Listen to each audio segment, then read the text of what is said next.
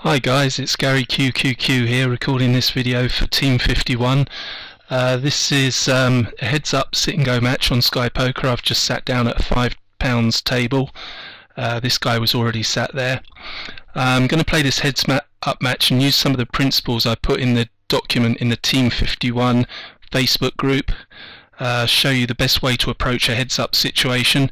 Now this is a sit and go tournament. We've started 50 big blinds deep, but it simulates an MTT very well. Now we had a raise there out of position on the big blind, and we decided to fold the 10-4, raise the Jack-9, and we get a fold. I'm going to play sorry about that. I'm going to play fairly tight out of position, loose in position. No way we're calling a 4x with Jack-3. We're folding away a few chips here, but we're building a tight image. I'm going to raise the Jack-2. I like to raise a lot of buttons. We get a fold, so that could have been any two cards there and we would have got our fold. 2-3 offsuit is terrible hand. We're not going to defend that, we'll just release. So we've folded every big blind so far. And we'll raise again with the King-3, see what he wants to do. He defends. I'm going to c-bet no matter what this flop is. We get a donk bet. That's a big donk bet, so we'll release. We'll see how often he wants to do that, but we can't call that with that board. We've got no piece of it there. We're going to get a min raise. Yeah, we get a min raise. We're going to defend Jack-9, see what happens. Okay, that's pretty scary flop for both of us. Let's check back and see what he wants to do. He only checks. Tempted to take a go at this, but we'll check back. If he checks again, I'm going to bet on the river. Okay, we get a check. I'm going to bet here no matter what the river card is. Only 20 chips. That wins us a pot of 100. So we're more or less even Stevens here. Okay, 6-4 offsuit. We'll fold that one to show that we do fold some of our buttons. I'm going to be raising most of them though. 3-5 suited. Don't mind seeing a cheap flop with that. What's he going to do here? Making his mind up. Okay, we've got a min raise. Let's make a move here. Let's 3-bet this one. Let's bump it up to 130. See what he wants to do, and I'll c-bet any flop if he calls. Okay, right, well, we got a piece of the flop, we got the 3, so we got some showdown value here. Now I was going to bet any flop here. Aggression is good when you're heads up. Now it's very difficult for that guy to call in that situation. He'd probably call with a queen, but difficult otherwise, and he lays it down, so we take the lead. Pair of queens, let's min raise, same as we were doing with junk hands. Let's hope we get some action with this one. We won't be folding here under any circumstances. It's taking his time. Unfortunately he folds, so we'll give him a show. I only show strong hands heads up. I never show bluffs because you're going to get called lighter. You don't want him to know that you're bluffing. King-5 suited. Okay, we get he's doing frequent min raises. That's worth defending. That's strong enough. We completely miss the flop. I'll probably fold to a c-bet here. But yeah, we'll release it this time. We always need to adapt to our opponents. We won't be releasing every time. We'll be check raising sometimes. Okay, so another min raise. We did it just now with QQ. We do the same with King-4. Disguises our hand strength, and we pick up that small pot. We're definitely defending an ace or 3-betting an ace. He's been min raising a lot. Let's stick it in. Let's see what he wants to do. It's hard for him to have an ace or a pair here. He could be raising any two cards. They're very difficult for him to call now. And he folds. Now that's going to scare him a bit from raising on us in future, because he knows I'm not scared to shove. Okay, another min raise. Jack-9 suited's pretty strong heads up. We get another fold, so we've got a chip lead now of nearly 400, a bit of aggression. We've raced ahead. Ace-9, we're not going to be folding this one, and maybe unless he open shoves. Okay, let's stick it in again. Let's tell him he can't just keep min raising our big blind. We're going to fight back, and we extend our lead slightly more. 7-3 offsuit, let's let that one go. We've raised the last few. He's going to fight back sooner or later. don't need to fight back there. 10-2 is not worth defending. He limps. You see already he's a bit scared to raise us now because I've been shoving back, so he's already playing fairly timidly. We've slowed him down. No point getting involved there, we've got absolutely nothing. Out of position. Let's see what we get here. Okay, 5-9 suited, that's worth a raise, definitely. He shoves, we can't call that. We'll make it look like we've got a bit of a decision. It's an easy fold. We put it down, fair enough. Okay, 5-8 suited, and he started folding more often now from the button because we've shoved a couple of times and 3-bet him once as well. We're going to raise the Queen 9, we get a fold. We're back to a 400 chip lead almost. Ace 3 will defend this definitely, but he folds again.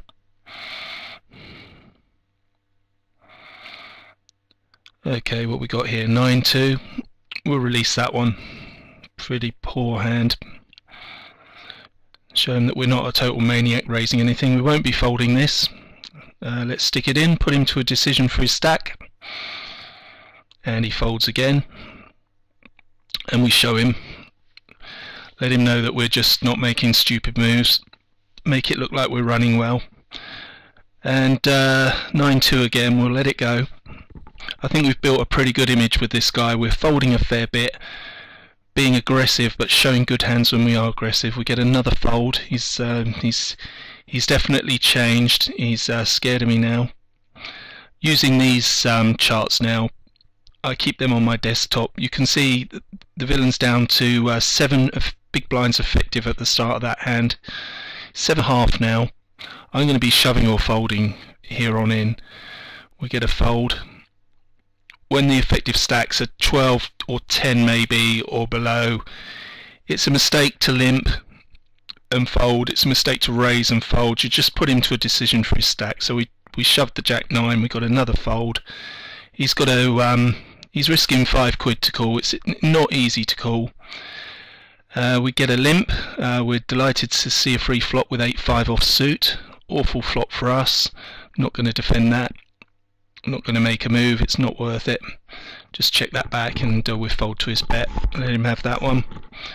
Okay, so this guy's on 7 big blinds effective now, 7.1 to be precise. Jack 6 is a fold. No point limping or raising. If he shoves, we've got a poor hand. Jack 5 we're not going to defend, but he folds, so that's fine. We'll take those chips. We stay nearly 600 chips ahead here. 7-3 off suit again. I don't like folding much. We fold that junk with such a short stack opposite. It's shove or fold now. Obviously we're going to be shoving that. We don't want to see a flop with this. We're just going to stick it all in. If he wants to play a pot here, he's got to put all his chips in. Maybe I should have shown that, but we get a fold all the same. That might scare him off limping in future. Any pair we're sticking it in. The 4s go in. See, we're being very aggressive here. He's got to have something to call. He hasn't got anything. He releases. He might have had 2 overcards, 12 4s there, but it's a lot easier to shove than to call. We get another fold. We've got 3/4 of the chips now. His effective stack has gone down to just over 3 big blinds. Jack 9's an easy shove with that effective stack. Okay, we're slightly behind. Good flop for us. Flush draw.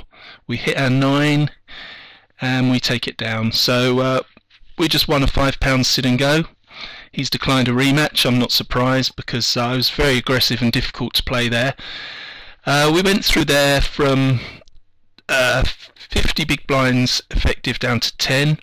I had this on my desktop, Nash equilibrium charts. They're brilliant for shoving ranges when the stacks get short. Around about 12 to 10 big blinds effective stack. So the effective stack is a small stack, and you can see there Jack 9 suited.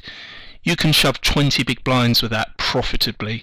The guy only had 3 there, so that was an easy shove for me.